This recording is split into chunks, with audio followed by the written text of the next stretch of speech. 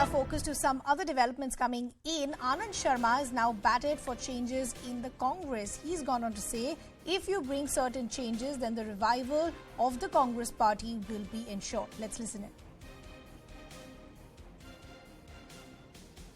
I won't say that. We've taken up issues and those issues have been discussed in detail. Not in one meeting, but over many meetings.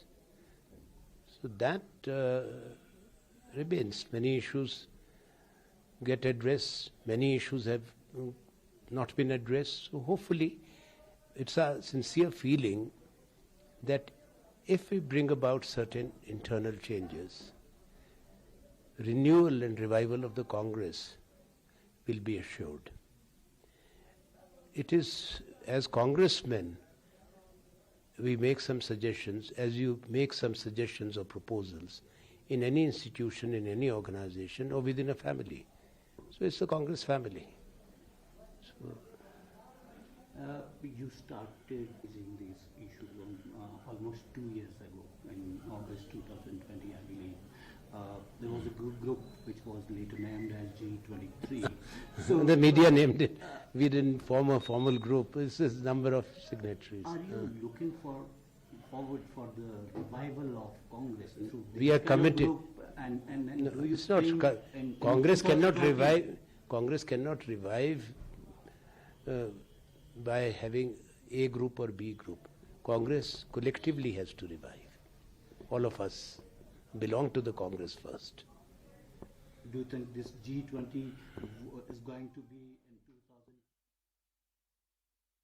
So there you heard from Anand Sharma saying certain changes are needed as far as the revival of the Congress party is concerned. My colleague and senior editor Pallavi Ghosh now joining us on the broadcast. Pallavi, how should we read these comments of Anand Sharma? See, what he's saying, it's very interesting also, but this is something which the G23 has always been insisting on, that there would have to be urgent changes in the Congress party. Now, if you remember, when the first time they wrote the letter last year in August, and it was in the backdrop of the state elections, the Lok Sabha elections, where they said the pathetic performance is because no changes are taking place. They are not going to a street.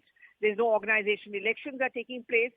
Anand Sharma's comment is interesting because this is something which he is making despite the fact that Rajiv Shukla, top leadership of the Congress party, have reached out to him. He's sticking to his stance that change is urgent, it's required. So that's one important development, and it's also coming in the backdrop of the Congress party having set in motion the organizational elections as well. So whether the Congress party is going to take too kindly to a comment of Anand Sharma when he's making this comment from a poll-bound state where the Congress hopes to bounce back, I think that remains to be seen, but not very unexpected comments expected from Anand Sharma. Seen from Anand Sharma. True. Pallavi, quickly, I also want to understand as far as the elections themselves are concerned, the criticism has been that can the Gandhis see beyond themselves? So is there a thinking this time possibly to look at candidates beyond the Gandhis? Well, I mean, in an ideal situation, Ridhima, left to themselves, the Gandhis wouldn't want to let go of that power. Sonia Gandhi, and this is something which I've been pointing out since morning, the last time round, there was a non-Gandhi as a Congress president. She was not in active politics, but she saw the kind of state of disarray. This is a Congress at its lowest and at its weakest, and this is a time when the Gandhis wouldn't want to give up the control willingly. But the problem is that Rahul Gandhi is unwilling, and there's just attempts being made by Sonia Gandhi to convince him have not really borne fruit.